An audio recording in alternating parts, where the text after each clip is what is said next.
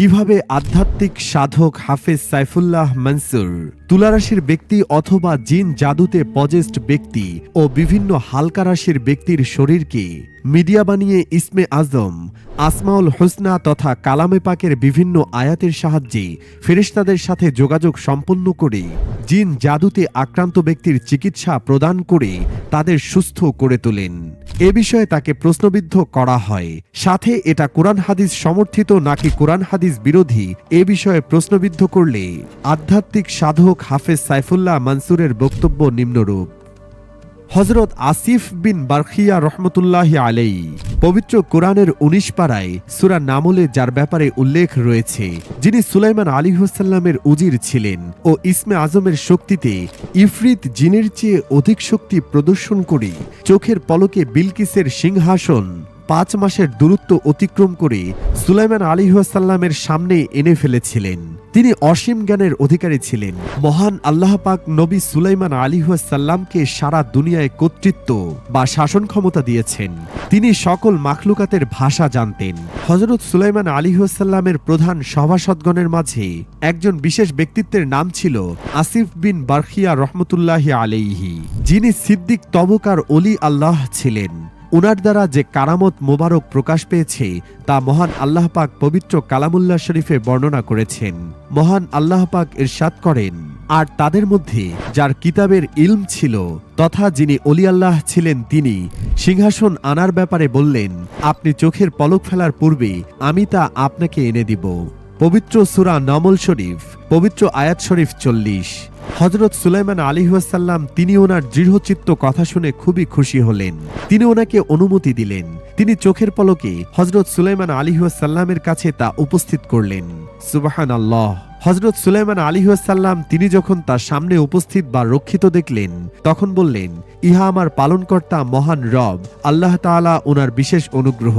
তিনি আমাকে পরীক্ষা করেন যে আমি শুকরিয়া আদায় করি অথবা না করি। পবিত্র সূরা নমল শরীফ, পবিত্র আয়াত শরীফ ৪০।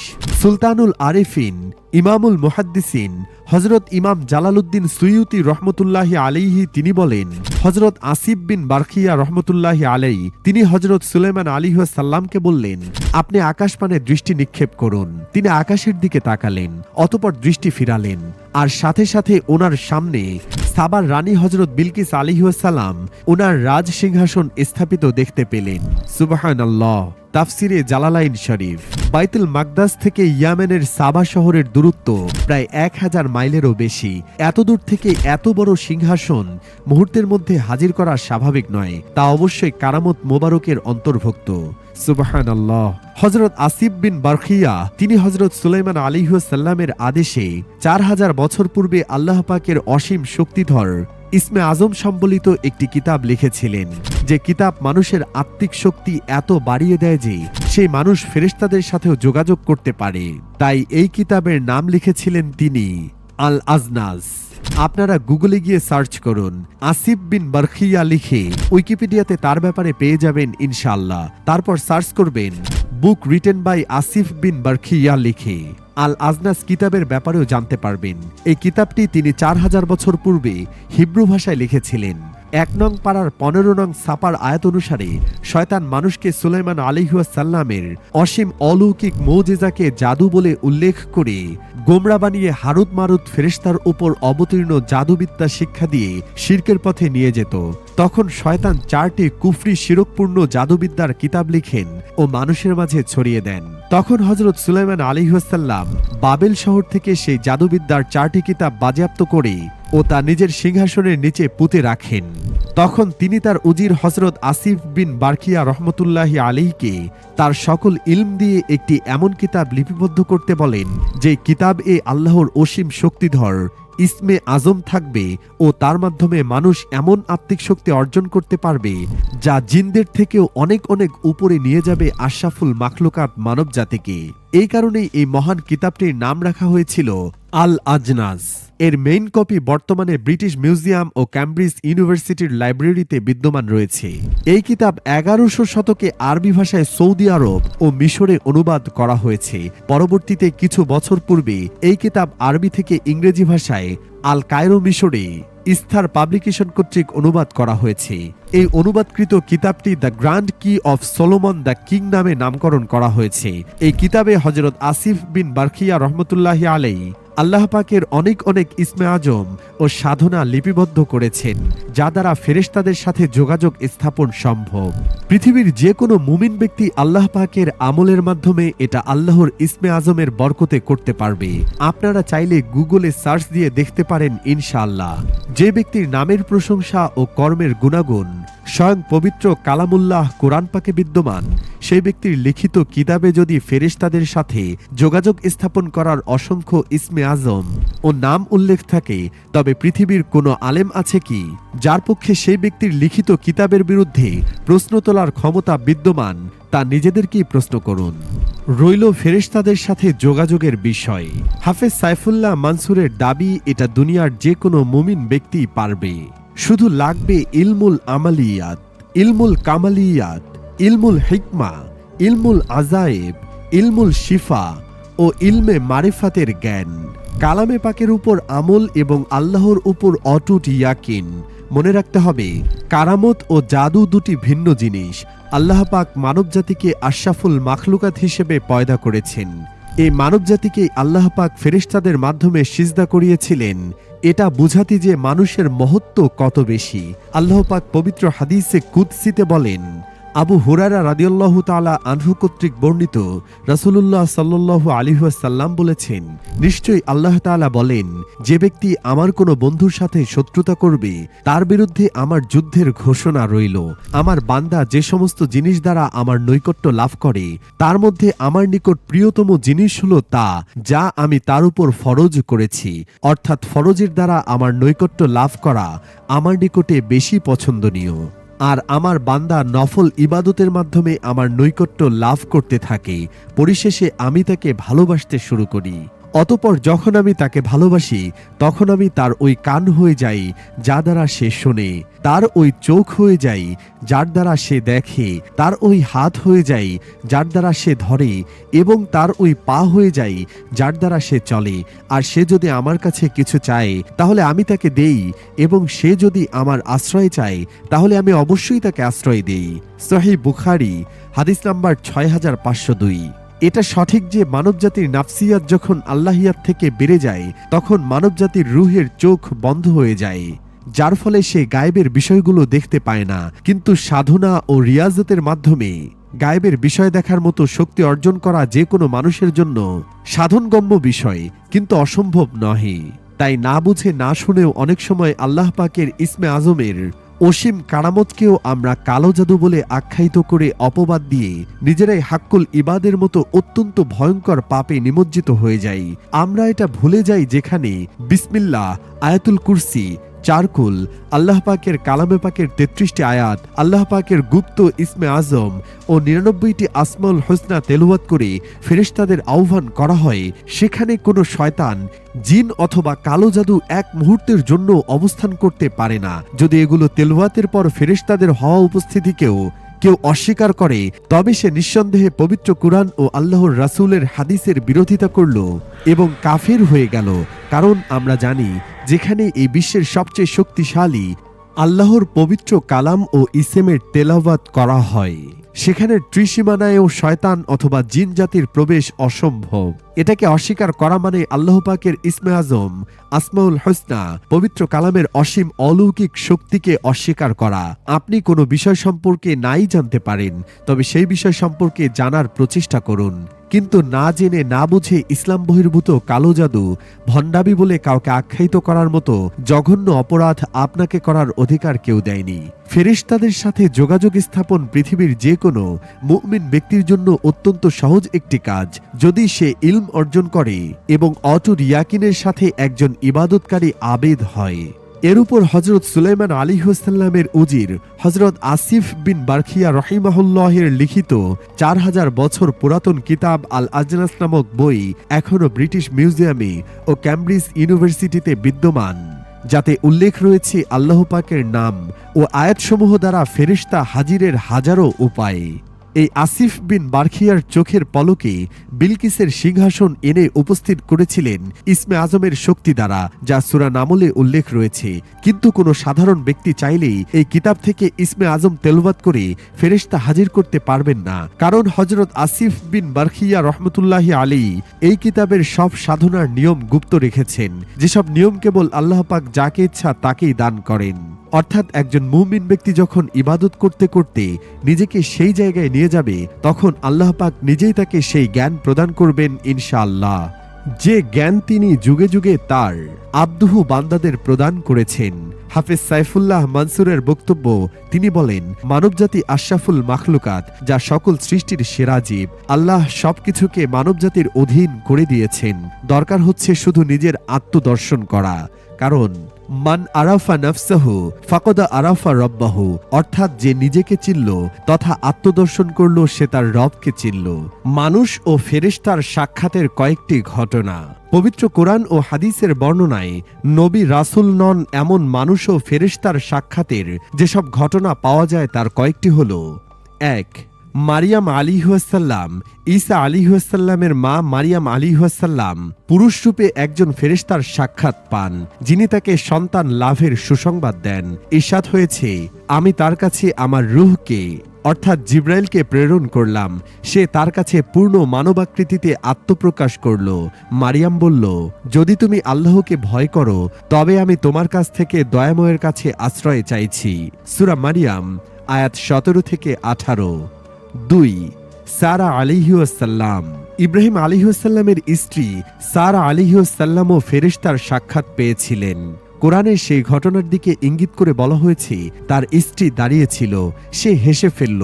অতঃপর আমি তাকে ইসহাকের এবং ইসহাকের পরবর্তী ইয়াকুবের সুসংবাদ দিলাম। সে বলল, কি আশ্চর্য, আমি সন্তান জন্ম দেব? আমি বৃদ্ধা আর এই আমার স্বামী বৃদ্ধ, এটি অবশ্যই এক অদ্ভুত ব্যাপার। তারা মানে ফেরেশতারা বলল, আল্লাহর কাজে তুমি বিস্ময়বোধ করছো? হে পরিবারবর্গ, তোমাদের উপর রয়েছে আল্লাহর অনুগ্রহ ও কল্যাণ, তিনি তো প্রশংসা ও সম্মানের অধিকারী। সূরা হুদ আয়াত 71 থেকে 73। ৩. লূত আলাইহিসসালামের জাতি। লূত আলাইহিসসালামের জাতি বিকৃত যৌনচর্চায় অভ্যস্ত ছিল। সমকামিতার মতো ব্যাধি সে সমাজে বিস্তার লাভ করে। লূত আলাইহিসসালাম তাদের এই বিকৃত মানসিকতা ও ভয়াবহ পাপ থেকে বেঁচে থাকার আহ্বান জানায়, কিন্তু ক্রমেই তাদের অবাধ্যতা বাড়তে থাকে। আল্লাহ তাআলা তাদের ধ্বংস করার জন্য একদল ফেরেশতা প্রেরণ করেন। তারা সুদর্শন পুরুষের আকৃতিতে আসে, ফলে তারা আগত ফেরেশতাদের ওপর হামলে পড়ে। ইরশাদ হয়েছে, যখন আমার প্রেরিত ফেরেশতারা লূতের কাছে এলো, তখন তাদের আগমনে সে বিষণ্ণ হলো, নিজেকে তাদের রক্ষায় অসমর্থ মনে করল এবং বলল, এটি একটি নিদারুণ দিন। তার সম্প্রদায় তার কাছে উদ্ভ্রান্তের মতো ছুটে এলো এবং তারা আগে থেকে কুকর্মে লিপ্ত ছিল। সে বলল, হে আমার সম্প্রদায়, এরা আমার কন্যা, তোমাদের জন্য তারা পবিত্র, সুতরাং আল্লাহকে ভয় করো, আমার মেহমানের ব্যাপারে আমাকে হেয় করো না। তোমাদের মধ্যে কি কোনো ভালো মানুষ নেই? সূরা হুদ আয়াত 77 থেকে 78। ৪. মুসা আলাইহিসসালামের মা। আল্লাহ তাআলা মুসা আলাইহিসসালামের মায়ের প্রতি ওহী অবতীর্ণ করেন। কোরআনে ইরশাদ হয়েছে, আমি তোমার মায়ের প্রতি ওহী অবতীর্ণ করলাম যা অবতীর্ণ করার। সূরা তহা আয়াত 38। আব্দুল্লাহ ইবনে আব্বাস রাদিয়াল্লাহু তাআলা আনহু এই আয়াতের অর্থ এভাবে করেছেন, আমি ওহী অবতীর্ণ করলাম যেমন নবীদের প্রতি করেছিলাম। এই ব্যাখ্যা ও সূরা কাসাসের বর্ণনা থেকে অনুমান হয় মুসা আলাইহিসসালামের মায়ের সঙ্গে হয়তো ফেরেশতাদের সাক্ষাৎ হয়েছিল। ৫. সুলাইমান আলাইহিসসালামের রাজ্যের অধিবাসী। আল্লাহ সুলাইমান আলাইহিসসালামের রাজ্যের অধিবাসীদের পরীক্ষার জন্য হারুত ও মারুত নামে দুজন ফেরেশতা পাঠান। মানুষের আকৃতিতে তারা সেখানে অবস্থান করে। কোরআনে সেই ঘটনা সম্পর্কে বলা হয়েছে, সুলাইমানের রাজ্যে শয়তানরা যা পাঠ করত তারা তার অনুসরণ করে। সুলাইমান কুফরি করেনি, বরং শয়তানরাই কুফরি করেছে। তারা মানুষকে জাদু শিক্ষা দিত এবং যা বাবেল শহরে হারুত মারুত ফেরেশতাদ্বয়ের উপর অবতীর্ণ হতো। তারা দুজন কাউকে এই কথা না বলে কিছু শেখাতো না যে আমরা পরীক্ষা স্বরূপ, সুতরাং তুমি কুফরি করো না। সূরা বাকারা আয়াত 102। ৬. সাহাবীদের মজলিস। সাহাবীদের উপস্থিতিতে রাসূল সাল্লাল্লাহু আলাইহি ওয়াসাল্লামের কাছে মুসাফিরের বেশে জিবরাইল আলাইহিস সালাম আসেন এবং তাকে কয়েকটি প্রশ্ন করেন। রাসূল সাল্লাল্লাহু আলাইহি ওয়াসাল্লাম তার উত্তর দেন। তিনি চলে যাওয়ার পর রাসূল সাল্লাল্লাহু আলাইহি ওয়াসাল্লাম বলেন, ইনি জিবরাইল, তিনি তোমাদের দ্বীন শেখাতে এসেছিলেন। সহিহ মুসলিম হাদিস নাম্বার 2। 7 বনী ইসরায়েলের 3 ব্যক্তি। বনী ইসরায়েলের 3 ব্যক্তি যারা অন্ধ, টাক বিশিষ্ট ও কুষ্ঠ রোগী ছিল, আল্লাহ তাদের পরীক্ষার জন্য ফেরেশতা পাঠান এবং তাদের মাধ্যমে রোগমুক্ত করেন। তবে পরবর্তী সময়ে তারা তা ভুলে যান। বিস্তারিত দেখুন সহিহ বুখারী হাদিস নাম্বার 3277। 8 আল্লাহর জন্য সম্পর্ক রক্ষাকারী। আবু হুরায়রা রাদিয়াল্লাহু তাআলা আনহু থেকে বর্ণিত, নবী সাল্লাল্লাহু আলাইহি ওয়াসাল্লাম বলেন, এক ব্যক্তি অন্য গ্রামে বসবাসকারী তার এক ভাইয়ের সঙ্গে দেখা করতে বের হন। পথিমধ্যে একজন ফেরেশতা আসেন এবং বলেন, কোথায় যাচ্ছ? তিনি উত্তর দেন, এই গ্রামে বসবাসকারী ভাইয়ের কাছে। ফেরেশতা বললেন, তোমার প্রতি কি তার কোনো অনুগ্রহ আছে? তিনি বলেন, না, তবে আমি তাকে আল্লাহর জন্য ভালোবাসি। তখন ফেরেশতা বলেন, আল্লাহ আমাকে তোমার কাছে পাঠিয়েছেন। নিশ্চয়ই আল্লাহ তোমাকে ভালোবাসেন যেমন তুমি তাকে ভালোবাসো। সহিহ মুসলিম হাদিস নাম্বার 2567। মুয়াক্কিল বা মুমিন ব্যক্তির জন্য নিযুক্ত দাস ফেরেশতার ব্যাপারে হাদিস শরীফের দলিল নিম্নরূপ। হযরত মাকাল ইবনে ইয়াসার রাদিয়াল্লাহু আনহু বর্ণনা করেন, রাসূলুল্লাহ সাল্লাল্লাহু আলাইহি ওয়াসাল্লাম বলেছেন, যে ব্যক্তি সকালে 3 বার আউযু বিল্লাহিস সামিউল আলিম মিনাশ শাইতানির রাজিম পড়ে সূরা হাশরের 3 আয়াত পাঠ করবে, তার জন্য আল্লাহ তাআলা 70,000 রহমতের ফেরেশতা নিয়োগ করবেন। সুবহানাল্লাহ। সে ফেরেশতাগণ সকাল থেকে সন্ধ্যা পর্যন্ত তার উপর আল্লাহর রহমত প্রেরণ করতে থাকবেন। যদি ওই দিন সে ব্যক্তি মৃত্যুবরণ করেন তবে সে শাহাদতের মর্যাদা লাভ করবেন। আর যে ব্যক্তি সন্ধ্যার সময় এই আয়াতগুলো পাঠ করবে তার জন্য মহান আল্লাহ তাআলা 70,000 রহমতের ফেরেশতা নিয়োগ করবেন, যারা তার উপর সকাল হওয়া পর্যন্ত রহমত প্রেরণ করতে থাকবেন। আর যদি ওই রাতে সে মৃত্যুবরণ করে তবে শাহাদতের মর্যাদা লাভ করবে। ফেরেশতাগণ আমাদের মতোই সৃষ্ট জীব। আল্লাহর ইবাদতের জন্য তাদের সৃষ্টি করা হয়েছে। আল্লাহ তাআলা তাদের জন্য কিছু কাজ নির্ধারণ করে দিয়েছেন, যেগুলো তারা কোনো প্রশ্ন ছাড়াই পালন করে থাকেন। তার মধ্যে পৃথিবী পরিচালনার বিষয়ে কিছু কার্যক্রম রয়েছে, যেমন বৃষ্টি বর্ষণ করা, ঝড় তুফান দিয়ে কাউকে ধ্বংস করে দেওয়া ইত্যাদি। আর এগুলো আল্লাহ তাআলার কুন বা হও আদেশের মতো। আর এই নিয়মতান্ত্রিক শৃঙ্খলার মাধ্যমে মহান রব পৃথিবীর পরিচালনার জন্য ফেরেশতাদের নির্দেশনা দিয়েছেন। আল্লাহ বলেন, তারা আল্লাহর আগে বেড়ে কোনো কথা বলে না, আর তারা তার আদেশ মতোই কাজ করে থাকে। তাদের আগে পিছে যা কিছু আছে সবই তিনি জানেন। আর তারা কোনো সুপারিশ করে না, কেবল যার প্রতি তিনি আল্লাহ সন্তুষ্ট, এবং তারা থাকে তার ভয়ে সদা সন্ত্রস্ত। সূরা আম্বিয়া 21/27-28। শপথ সেই ফেরেশতাগণের যারা সকল কার্য নির্বাহ করে। সূরা নাজিয়াত 79/5। আল্লাহ তাআলা আরো বলেন, যার উপর নিযুক্ত রয়েছে পাষাণ হৃদয় ও কঠোর স্বভাবের ফেরেশতাগণ, যারা আল্লাহ যা আদেশ করেন তা অমান্য করে না এবং তাদেরকে যা আদেশ করা হয় তারা তাই করে। সূরা তাহরিম 66/6। কিছু ফেরেশতা আছেন যারা মানুষের হেফাজতে নিয়োজিত। মহান আল্লাহ বলেন, প্রত্যেক মানুষের জন্য তার সামনে ও পিছনে পরপর আগত পাহারাদার ফেরেশতাগণ রয়েছে, যারা তাকে হেফাজত করে আল্লাহর হুকুমে। সূরা রাত 13/11। এখানে স্পষ্ট মুয়াক্কিল ফেরেশতাদের কথা বর্ণিত হয়েছে। তিনি আরো বলেন, তিনি স্বীয় বান্দাদের উপর পরাক্রমশালী, তিনি তোমাদের উপর হেফাজতকারী ফেরেশতাদের পাঠিয়ে থাকেন। এখানে সুস্পষ্ট মুয়াক্কিল ফেরেশতাদের কথা বর্ণিত আছে। এই আয়াতগুলো দ্বারা প্রমাণিত যে নবী রাসূল নয়, বরং সব মুমিন মানুষের জন্যই আল্লাহ তাআলা ফেরেশতাগণকে অবতীর্ণ করেন। পরিশেষে যখন তোমাদের কারো মৃত্যু উপস্থিত হয় তখন আমাদের দূতগণ মানে ফেরেশতাগণ তার আত্মা হরণ করে নেয় এবং এতে তারা আদৌ ত্রুটি করে না। সূরা আনআম 6/61। অতএব আমাদের বিশ্বাস রাখতে হবে ফেরেশতাগণ আল্লাহর সৃষ্ট জীব, যারা কেবল আল্লাহর হুকুমে আকাশ ও জমিনের বিভিন্ন কাজ আঞ্জাম দিয়ে থাকে। তারা মুমিন বান্দাদের সাহায্যের জন্য আল্লাহর আদেশে অবতীর্ণ হয়ে থাকে। যদি কেউ এই আয়াত ও দলিলগুলো অস্বীকার করে নিঃসন্দেহে সে কাফেরে পরিণত হবে। মুমিন বান্দা যদি রিয়াসাত ও সাধনার মাধ্যমে নিজের বাতিনি চোখ খুলে নিতে পারে তবে আল্লাহ পাকের দয়ায় সে তার জন্য নিযুক্ত হওয়া সকল ফেরেশতাদেরকে দেখতে পায় ও তাদের সাথে যোগাযোগ সম্পন্ন করতে পারে। নিঃসন্দেহে এটা সাধনগম্য বিষয়, কিন্তু অস্বীকার করার বিষয় নয়। আল্লাহ আমাদের পবিত্র কালামে পাক ও ইসমে আজমের মহত্ব বোঝার তৌফিক দান করুন। ওয়া আখিরু দাওয়ানা আনিল হামদুলিল্লাহি রাব্বিল আলামিন।